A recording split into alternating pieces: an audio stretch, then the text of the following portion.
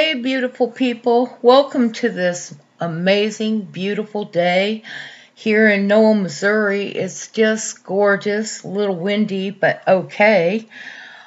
I want to go over inviting you guys and anyone that needs this or resonates with this, stop focusing on what you don't want.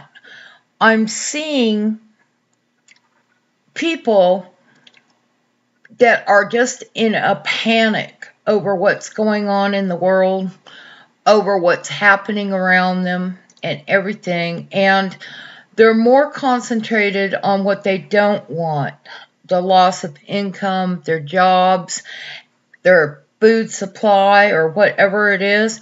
And what they don't realize is something we all need to realize is if we keep continually focusing on the things that could go wrong, it's going to create more in our experience that's going to go wrong. Seriously.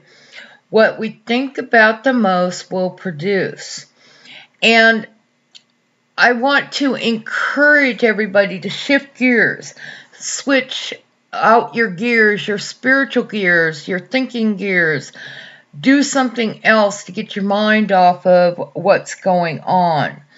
This is very important for all of us to do, whether we're going through a worldwide situation or not. In our daily lives, we need to be aware, not afraid, but aware of things going on around us, but not in fear. We don't want to bring more things to be afraid of into our lives. And a lot of times we do that unknowingly because that's what we're talking about. We're talking about everything that's going on. We're talking about how our spouses aren't doing what we want them to do, or our children aren't doing what we want them to do. Well, guess what? That's exactly what's going to continue. Instead, if we can learn to switch our gears when we first notice that we're going in a negative direction, if we switch our gears over and do something on purpose to bring ourselves back into alignment with what we want. For instance, if your spouse is repeatedly doing something that you don't want, leaves his dishes out, his or hers, I should say, and they're continually making a mess, start to visualize them picking up after themselves. Start to visualize them going ahead and washing those dishes they just dirtied. You can do things to bring your reality around to where you want it.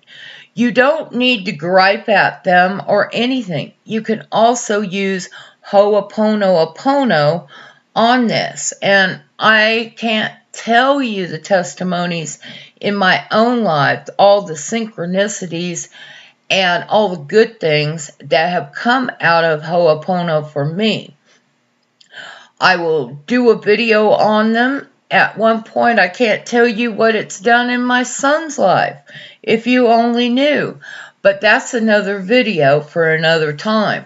It's just amazing what a little tweak in your mindset can do, and your affirmations, and you can even write it out. If you're more inclined to writing and scripting, you can write it out as you want it. Stop belly aching at the people that are annoying you. The best way I have found personally from learning this over the years is to just go with the flow. Let everything flow. But in your mind and in your writing and in your affirmations, you are affirming a positive outcome to whatever it is. Send love and light to these people. Write it out as if they're just the most amazing people on the earth, and they clean up after themselves, they don't argue with you, etc., etc. It's your choice. We each have a choice to dwell on what we want in our lives or what we don't want. You can even focus on your finances this way.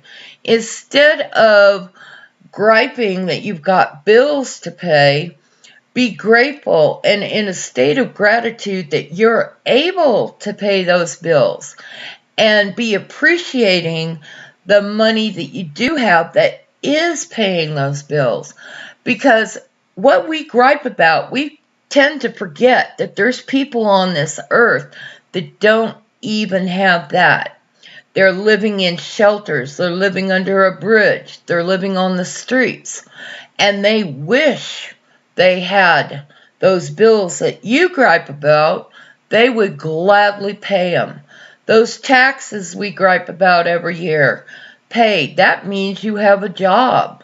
A little tweak in your thinking will be, instead of the government's taking from me, you are blessed to be able to pay those taxes when someone else doesn't even have a job or a source of income that they can pay taxes on, which in their minds, they were thinking, if I only had a job, I would gladly pay my taxes. Same with groceries and things that we tend to gripe about, that the prices are too high or clothes bill is too high, whatever it is. Same technique. Switch gears and be appreciating what you have, because that means you have some type of income, whether it's a job, a home business, or whatever it is, an inheritance. You know, the universe is unlimited. Our money can come from us from unlimited sources. You could have wrote a book. You could be doing low content Kindle books on Amazon. You could be creating. You could be making jewelry or crocheting or woodwork for the men, whatever they enjoy. You know, we too often put everything in a box, and it's our choice to get out of that box. Because if we're limiting our incomes and the way we see things in one form, that's all that the universe will deliver through, is that one form. And in reality, you can have 15 or 150 streams of income. It doesn't matter. It's not limited. Get your mind unfocused on what you don't want in your life, what you don't have. Switch it over to the possibilities. Start daydreaming.